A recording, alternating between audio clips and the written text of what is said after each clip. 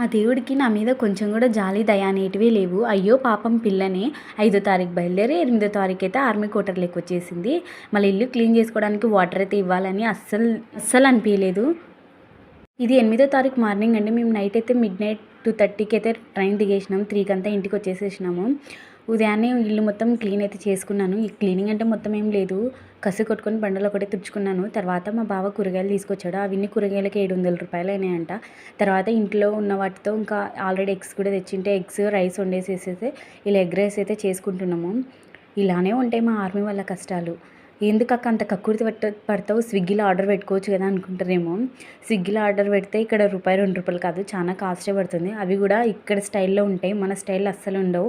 అవి టేస్ట్ కూడా ఉండవు, నాకు అస్సలు తినబుద్ధి కావు. మరి ఈ వీడియో నచ్చితే ఆర్మీ ఫ్యామిలీస్ కోసం ఒక చిన్న లైక్ అయితే ఇచ్చుకోండి, మర్చిపోవద్దండి. ఇలాంటివి ఇంకా ఎన్నో వీడియోస్ వస్తాయి. సబ్స్క్రైబ్.